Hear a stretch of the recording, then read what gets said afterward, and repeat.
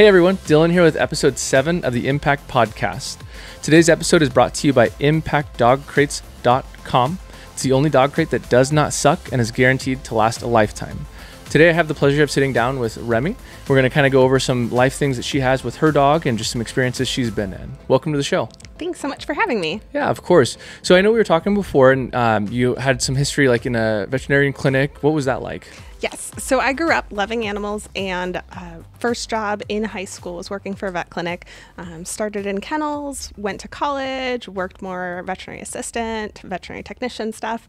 And so a lot of veterinary nursing, you're getting just hands-on engagement with the clients directly. The doctors are making all of the decisions, but usually techs are the ones that are doing all of the grunt work. Yeah, absolutely. And so, yes, I've done that for many, many years and have enjoyed a lot of it. There's, compassion fatigue is real in the veterinary field, but have absolutely loved being able to help animals that way. So I know Peyton and I were able to come out to your place this last summer, see kind of what you have going on at your property, and then meet Merritt, of course.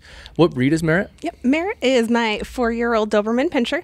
I got her from a breeder in California. She's my first sporting purebred dog that's titled, and we're doing things and having fun. That's awesome. So you mentioned you got her out of California. How did you find the breeder? I knew another Doberman person in Spokane that had used that breeder in California. And so they are doing the health testing and all of the important things, because Dobermans can be a breed predisposed to some bad things. So making sure that they come from lines with longevity, and because Dobermans have heart conditions. And so that was something that we're ultra vigilant about and do a lot of proactive testing for. So yeah, absolutely. So once you realized which breeder you wanted to get Merritt from, what was that process like, from contacting them to picking her up and things like that? So Merritt was pretty funny. I had a conversation with the breeder and had been chatting with her and had been planning on doing a fall puppy because I was very pregnant, and I ended up being 36 weeks pregnant, and the breeder reaches out to me and she's like, "We had this female puppy and I know you wanted a female and I know you wanted to wait until the fall, but she needs a home. The people that were supposed to get her backed out, she has a white spot. So she's not conformation worthy, but she is totally fine for sports." Yeah. And so the breeder was like, "Hey, if you want, I think she'd be a really good fit. She's a really fancy mover." So we went back and forth. I chatted with my husband. It's like, all right, 36 weeks pregnant, 4 weeks before my due date, let's get this puppy. So we reached out to a shipper. I've got family close to where the breeder lives. So cool. They went and picked Merritt up from the breeder and got her to the shipper. And then the shipper is a nationwide shipper that did all of the license bonding, all of the things that you want to make sure is safe. Yeah, absolutely. So then, we had her shipped up, and she came this little shell-shocked puppy that had been on transport for 2 days. And after that, it was pretty smooth sailing. She was a pretty easy puppy. So when the shipping company, that kind of intrigues me, do they fly her up or do they drive her up? So she was ground transport because this was August. And when you are flying dogs in August, there's a lot of temperature control things. And so a lot of airports won't take dogs, won't fly dogs out when it's so hot. And so, yes, August, we did ground transport. So they had a climate controlled van and had their built-in setup because they do that. Yeah, that's what they specialize in. Yes. That's awesome. What was it like when she, you're 36 weeks pregnant, you have I'm guessing 8 or 10 week old puppy. Right. What was that like? And then, we probably don't have to get into too many details, but then, obviously you have your baby, and then you still have, now a 12, maybe 14 week puppy. Right. What was that like for probably those first few months? I'm told it was a blur. Okay. No, my second born, my daughter that I had right after we got married, was a pretty easy, straightforward baby. So thankfully that kept us all alive and sane. Gotcha. But I did a lot of baby wearing while I was doing puppy classes with Merritt. Really? And so yeah, I've got pictures of me doing things where I got Amberly in the ergo, and my son is in the stroller, and we're just going around. I had a double stroller, and so lots of walks with the puppy and pushing the double stroller. and going to the dog park so she could get, just some skills and some energy burnt out. And I say dog park very loosely because it's pretty much like 14 acres that is fenced in, but it is not stereotypical dog park crazy shenanigans that happen. Yeah, that is crazy. So you have 2 babies and a puppy, and you're just going. Right. And thriving on routine. I mean, dogs do well on routine. Kids do well on routine. And so, it was like every morning, all right, we're going to go ahead and we're going to walk and we're going to go to the park. And so Merritt got really good with just like downstays by the stroller and while I've got the kids on the playground. And it just became part of our normal life, was just building that routine of kind of just socialization. So she got to see all of the crazy things happening and just having really good manners. Yeah, absolutely. That's awesome. So at what point did you, obviously I think you had mentioned you had planned on doing sports prior to getting her. That was kind of the intention with getting her. At what point does somebody or did you start getting Merritt involved into the sports? So I did a little bit of research in the Spokane area to see what was required to start taking classes that do sports. And almost all of them universally, you have to have the Canine Good Citizen test. And so I was like, all right, we're going to do puppy classes and do like advanced companion classes to gear towards passing this test. And then once you have that test, you can sign up for the agility classes. What's required to pass that test? So it requires some loose leash walking, having a downstay, having recall. And so it's like 12 skills. I can't remember exactly what, but it's like you have to pass like each greet a stranger, sit tied out, and not be a spaz while your owner walks away. So it's a lot of obedience then. Yep. And so that class becomes the foundation for just about any sports related skill, whether you're doing nose work and the dog has, just good obedience, good focus, or actually obedience and rally where the dogs have to really be in tune to what commands you're giving. So I know you were planning on doing that with her in advance. Did you know which sports you wanted to get her into, or is it kind of based on what she does as she grows? Yep. So I was hoping she would have some affinity for agility. I come from the horseback riding world, and there's a lot of crossover, showing hunter jumpers and understanding courses and jumps and how the sequences are laid out. You can look at the transitions between how like cross-country horses go and how those courses are set up and be like, oh yeah, these obstacles are similar to what we see in agility. So having that, I was like, fingers crossed that she would love it, and she thinks it's the best game. That's awesome. So that's what you're really after, and she loves it. Yes. That's awesome. Doing nose work, we started that, and she's pretty funny about it. She really likes exterior and interior type searches, but then watching her do containers, she's like, these are boxes and it's boring, and she wants to smash them, and you're not allowed to do that. So I'm not super involved in a lot of that stuff. What is the difference? I could probably take a guess between external and internal, but what do you mean specifically by that? And then the boxes as well. What does that mean? So there's different areas for nose work. So you can do exterior searches where you've got a defined area outside. Okay. And so the way scents settle outside versus like doing an interior search, and you've got a little bit more climate control. So scents inside are a little bit easier sometimes than exterior. You've got, winds blowing things and bringing in different scents. And then there's buried, which is actually when you're training that, you like put them in little pans of litter. So the dog actually has to smell the different litter pans and figure out which one of them has a buried scent. Really? And so there's buried, interior, exterior, and then containers. Yeah. And containers, like the direct application is like watching the airport dogs sniff suitcases. Oh, okay. And so before they get to sniff suitcases, they start with cardboard boxes. Gotcha. And so then they hide the scent in the box, and the dog has to alert to the box. And Merritt, since that's like one of the foundation things, like you start with containers before you do the other things. Yeah. Merritt, like in cardboard boxes, we use those a lot at targets for agility. So she would have to go to them and touch them. And so Merritt understood the go to the box game very quickly. She's like, go to the box and hit it. Yeah, and that's it. And then... Right. And so it's like, no, you have to lead with your nose. And so we would like try and like tone down the excitement of the box game. Yeah. And so she would actually lead with her nose instead of her foot. And you could see her brain just be like, this is a dumb game. I'm not playing this game anymore. And so I can do anything but cardboard boxes and she'll play the game. But if it's cardboard boxes, she doesn't. She's like, doesn't have it. Nope. She's like, I don't like this, Mom. I want to hit the boxes. And you can't hit the boxes because you get disqualified. Oh, okay. So that's too funny.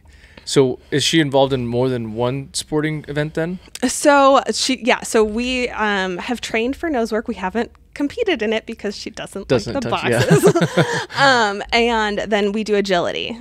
So we've done AKC agility and a little bit of NADAC, and that's just another dog club that has slightly different rules than AKC. But give me like you're explaining to a 5-year-old what agility is and how it's scored, or how somebody's better than the other. How does that all work? Yep. So agility is a bunch of obstacles. Think jumps, think weave poles, the tunnel, the A-frame. And so there's a couple of different types of classes. There's jumpers with weaves, which is just jumps, the weave poles, and sometimes tunnels. And then there's the standard, which is the one that people think of when they think of agility, with the A-frame, the teeter, the table, the big dog walk, so it has big contact equipment. And so in both of those, you want to be the fastest dog that goes clean. And so you can get faults if you go off course, so take a wrong jump. You can get disqualified if you take a bar down. And then you can get disqualified on your contact equipment if your dog does the contact unsafely. So jumps off the teeter, jumps off the A-frame without hitting the yellow. That's Gotcha. Yep. So that's an NQ round. And so the qualifications are designed to keep the course safe for the dogs. So when your dog is a goof and does something unsafe, they're like, we can't reward that. Yeah, which makes sense. Right. So how do you train, and it's probably more of a general question, like, the teeter, how do you train a dog not to jump off of that? Or one of the bigger obstacles, to not jump off until they're allowed to. How does that work? So that has a lot of impulse control. And a lot of targeting. So you almost start with it backwards. So you get this dog accustomed to this, we call it a 2-on, 2-off position, where they've got their 2 back feet on the obstacle and their 2 front feet off the obstacle. And so you do that with a piece of wood on a stair, and you just get them in that position and you give it a name. And so you just build a lot of value. This position means this word, and in Merritt's word, it's stick it. So she knows, climb it, stick it. And so then she, hits her 2-on, 2-off, and then she gets released. Okay, next thing. And so starting it backwards with that, this position is the position that we want for the cookie. This is the position that pays. And then the teeter particularly, because that's got movement, you just start with it really slow. Your dog builds confidence to things moving under their feet, and then they know, I got to hit that position. I got to do that 2-on, 2-off thing. So is she very food motivated then? She is toy motivated. She really likes a tug toy or a tennis ball. And so when you combine them and you've got a ball with a rope, she's the best thing ever. Yeah, that makes sense. She's ready to play or listen and do commands. Yep. That's awesome. What events did you guys do this year? Spokane Agility Club had several local trials up in Deer Park, and we did those, and that was super fun. She got a couple of her double Qs, which, as we're at the level in agility where you're kind of competing for your Master Agility Championship title, the MOC, that's the big one. You have to get 20 double Qs. Oh, wow. Right. And a double Q is you queued in jumpers and you queued in standard that day. And so you have to get 20 of them. It's a process. Some dogs campaign for years. It just depends on how many trials you can get out to, and have that clean run within standard time. Now is it Q to qualify? Okay. Yep, Q is to qualify, and so it's a clean run. You made it within time, and that's your Q. And within the ranking, you can get first place, or you can, place lower. That's fine, but it's still a qualifying run. Gotcha. And so, so 20 double Qs.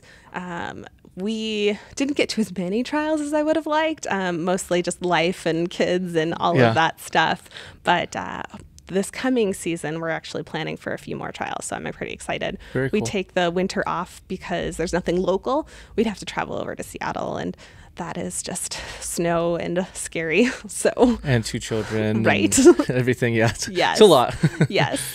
That's awesome. So do you guys plan to travel to any other events during the summertime that's a little bit further out next year? So I think we're going to do some barn hunt next year. Chatted with my husband about it, and we're kind of up in the air. Merritt loves to go out and pretend to hunt things. She's like, finds like the voles or the moles on our property and like wants to go dig them, which is great because they're not by my garden. So yay, good job, Merritt. Go do those things. And so the barn hunt kind of simulates that. It's a controlled environment, and the rats are kept in like the most like pampered rats. Like if I were to be a rat, I would want to be a barn hunt rat because they are just treated like so well. And so they're these containers, so they're protected, and they're hidden in hay, and Merritt would go run around and try and find them. And so she's got to identify between the containers that actually have the rat in it versus the one that just smells like rat litter. So it's a litter, or is it a rat? And so she hasn't done the game yet, but I've known a couple of my Doberman friends that are really trying to get us to go to it. So there's actually some out here in Hayden. There's nice. Hat Creek Ratters that hosts trials, and then there's more like in Central Washington and perhaps in Seattle. We'll see what that brings. Going back a little bit, what was it like first training her for sports? Like, I know you've told me a little bit, but the story is really cool, so kind of run me through that and what it was like and the kind of the transitions. Yep. So we did foundations at Spokane Dog Training Club, learning the basics of agility and the basic handling movements. There's definitely some handler skill that you learn in communicating with your dog and giving them the information that they need fast enough. Yeah. And so a lot of that was practice. And just when I started to like feel like I was getting my feet under me, we did Agility 1, which is intro to contacts. And so Merritt's like starting to learn the teeter and learn the A-frame. COVID hits. Oh, jeez. Right? And so then it was like, okay, well, this is something that I still want to do, and this thing isn't going to last forever. Yeah. So I want to be able to like not stall our progress. So I looked online training. Bad Dog Agility has good online resources, and then Clean Run, which is in Oregon, they do online classes too. So I started to kind of look at what I could do, and got one of my friends, she's been a fantastic mentor.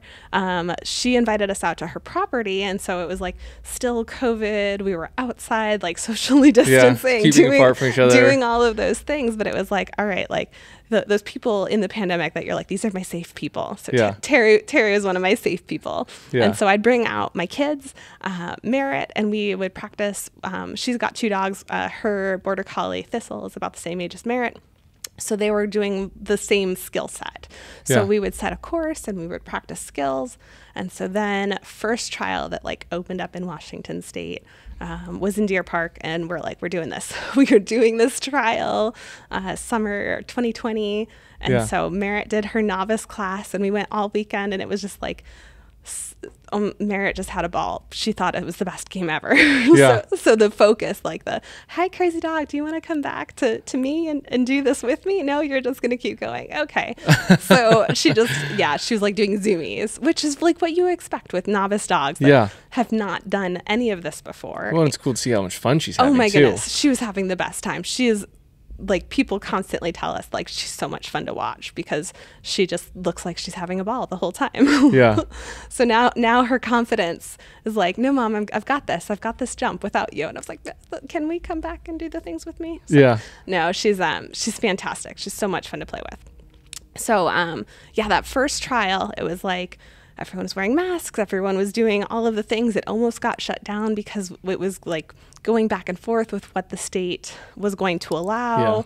And so we were, outside and trying to do all of the things safely in compliance and have the event. And we did. We like pulled it off, and it was so much fun. And it like kicked off, like, I think we had 2 in August, like 1 in September, 1 in October. Like all of a sudden everyone was like, okay, we can do this. We can do this. And so she finished that season of like a couple of trials and got her novice titles. So, oh, wow. So she got the 3, so novice titles is you have 3 qualifying runs. So she got that weekend, that first weekend, she got 1 Q, and I was so happy, like, because you go into it with not a whole lot of expectations. You're just like, let's just work on focus. Let's work on keeping it positive, keeping it just, good energy. And the agility community in Spokane is fantastic. We've just got such support for each other.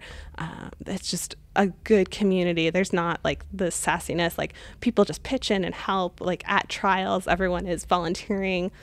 We've had judges constantly tell us, like, this community is unlike, a lot that they go to where they can't get volunteers because it takes a village to put on a trial, like setting the jumps and running the scorecards and people timing, all of those things.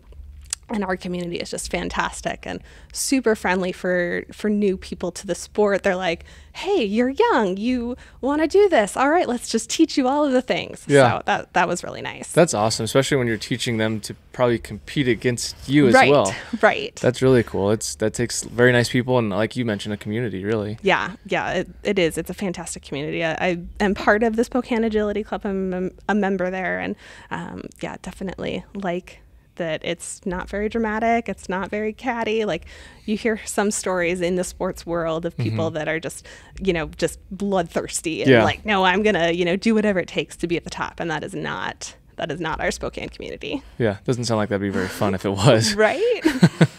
So how often are you training? I know you mentioned you guys take the winter off. I don't know, what is the winter training like versus the summer? Do you guys go to a training facility or what does that look like?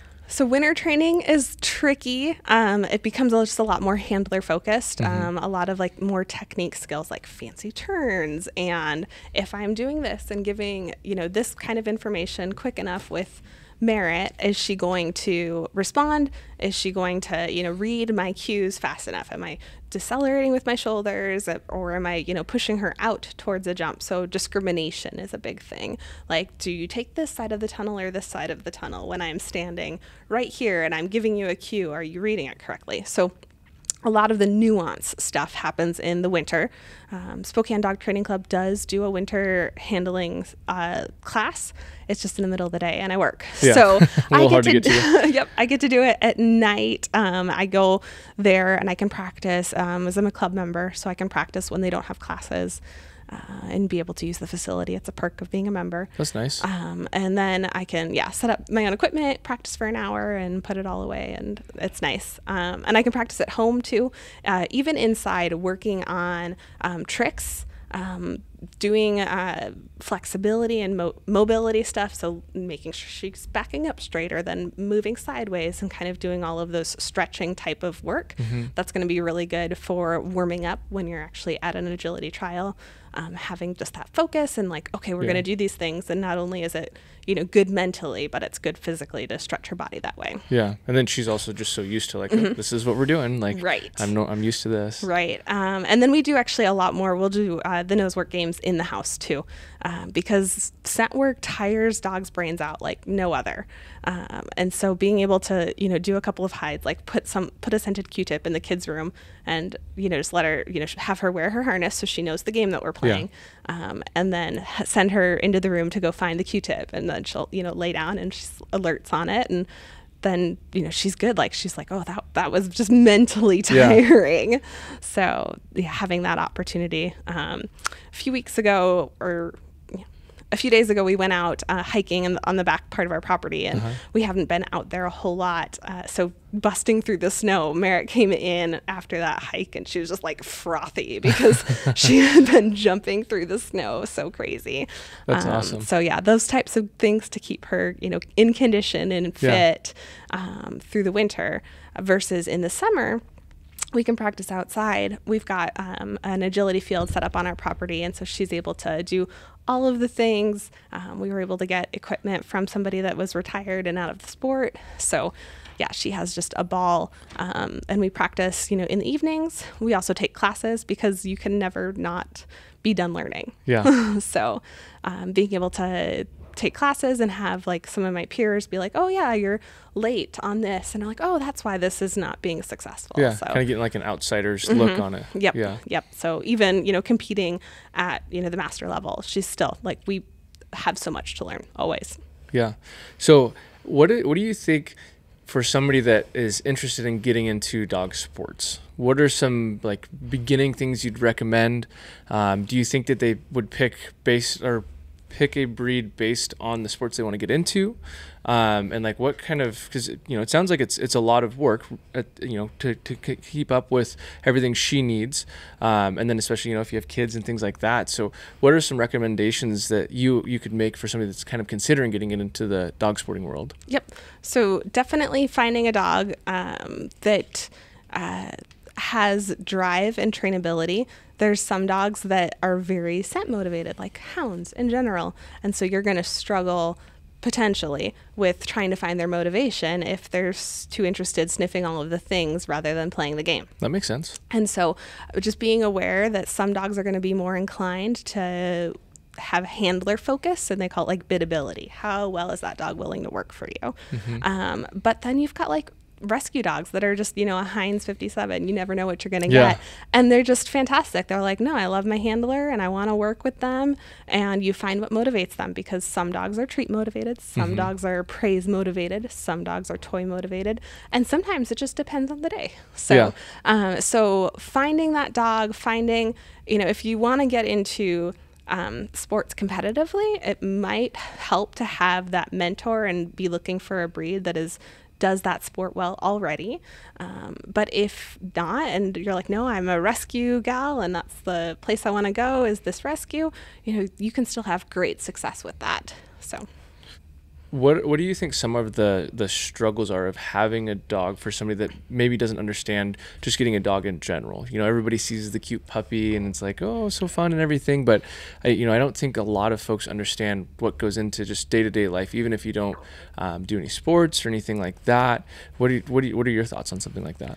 So what we've seen, I work in rescue too. I volunteer with a rescue in Spokane, and what we've seen with the pandemic and people being at home, they're around their pets a lot more than they ever were. Yeah. And we've seen some sort of behavioral shift in dogs that got in the home with people working in the home, and then all of a sudden the dogs have to go outside, and dogs just didn't ever build confidence and just be comfortable in the outside world. Yeah. And then you see people that, oh, now I'm going back to work. I'm going back to the office, and my dog is not used to that. And so you're seeing a bunch of behavioral issues come from that.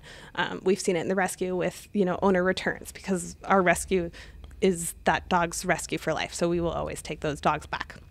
And so we see this, and we can almost always see a lack of training in the dog, a lack of confidence, and these dogs that are coming back have anxiety. They didn't ever get good rules and boundaries, and that's not to say that we don't love our dogs, because we love our kids, but we give them rules and boundaries in which they live in and they exist in.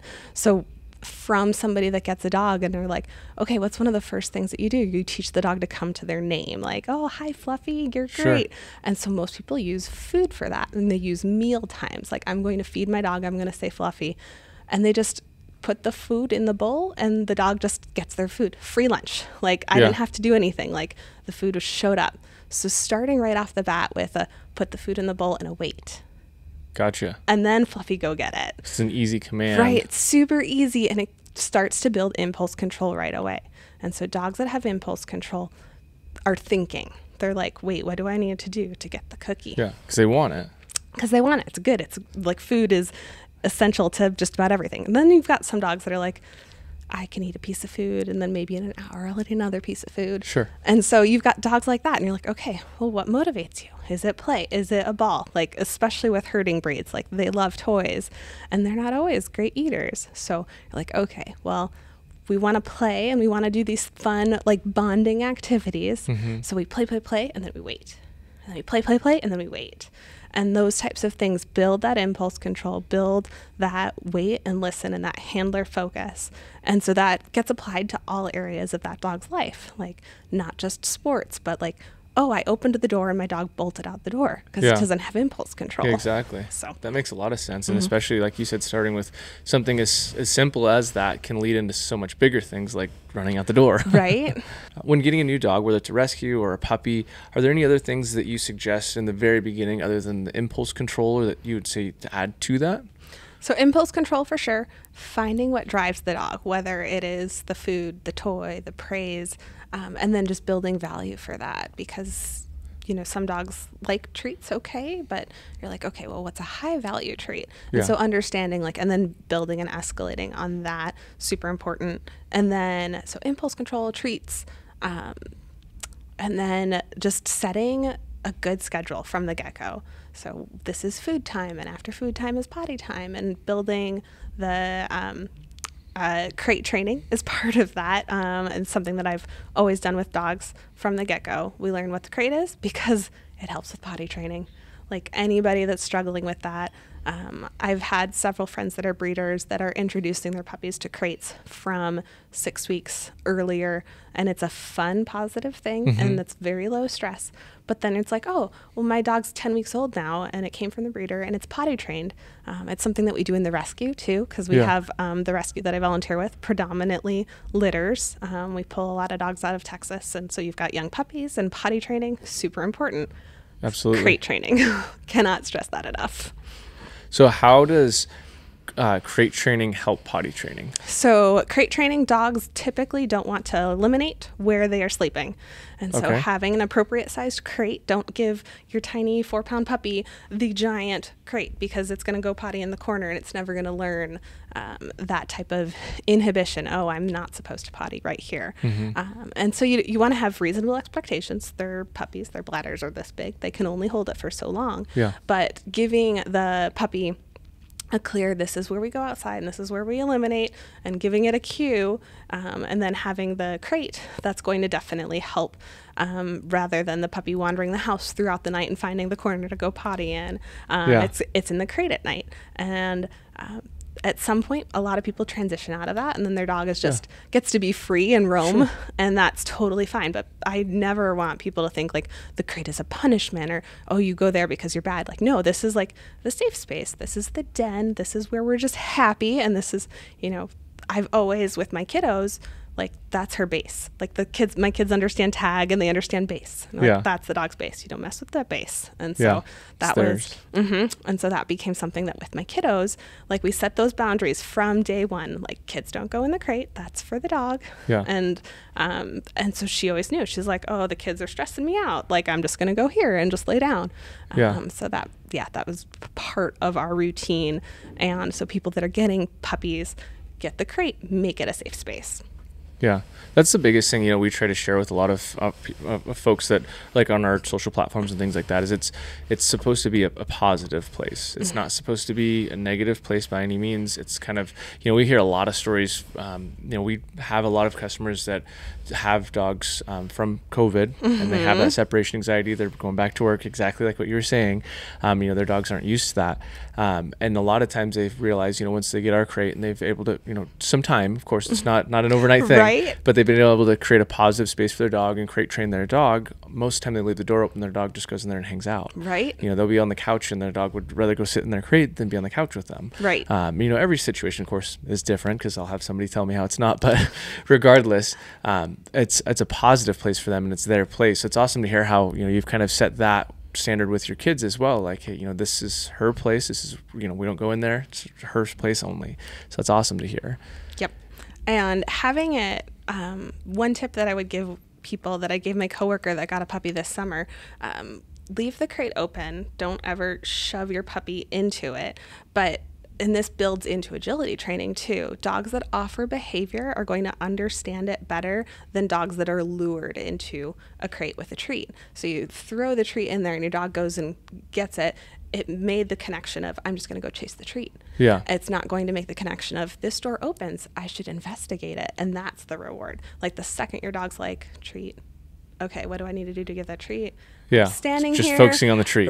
And so you're like, you're going to hold on to that treat and you're going to wait your dog out. Like, patience gives that dog time to think, gives that dog that whole impulse control where it's not just like treat, treat, treat, treat, treat. What do I do to get the treat?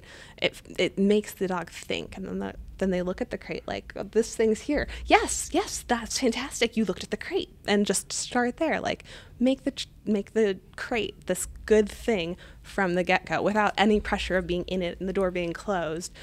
Just be excited that this thing exists. How'd you learn that? Because I feel like a lot of people, there's so many different, this is how you do it, things out there. And I feel like, everything's going to be a little different for each dog and each situation. But I love that in the fact of, they're chasing the treat, not seeing the crate and recognizing the crate. So that came a lot, that way of training and thinking of offering behavior did come a lot from learning agility and learning from some of my mentors.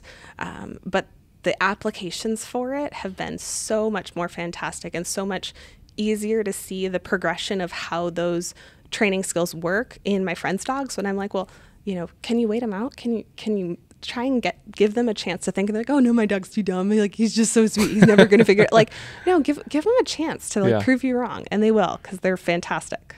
That's awesome. That makes a lot of sense. Yeah. Especially because then they're going to go, okay, so that's my place, and then I can get rewarded when I go there, not just because I saw the treat and went for the treat. Right.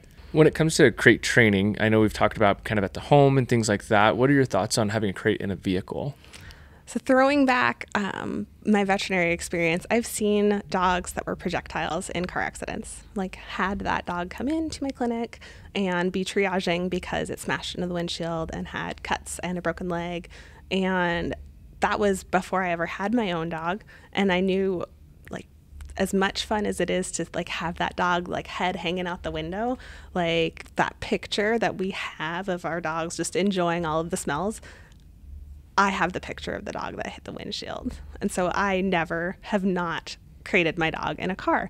And so if your dog has the positive connotations of the crate in the house and has the positive connotations of the crate in the car, it also has the benefit of less car sickness. So a lot of people get puppies and they have motion sickness and they throw up in the car because the puppy's equilibrium, all of that is developing. Yeah. So if they're in a crate, they're less likely to get motion sickness too. Is that because they're staying in one spot as long as it's, like you mentioned, a right fitted crate for them? Yes. That makes sense. Yeah, so that, and then they're not seeing, because part of motion sickness is the visual. And so if you've got the crate, they're not going to get as much all visual. the stuff flying by. Mm-hmm. Yep. That makes a lot of sense. So. Very cool. Well, unless you have anything else to add, I think we're totally good. Awesome. Well, thanks for tuning in. Today's episode 7 of the Impact Podcast. Again, this episode is sponsored by ImpactDogCrates.com, the only dog crate that does not suck and is guaranteed to last a lifetime. Hope to see you on episode 8.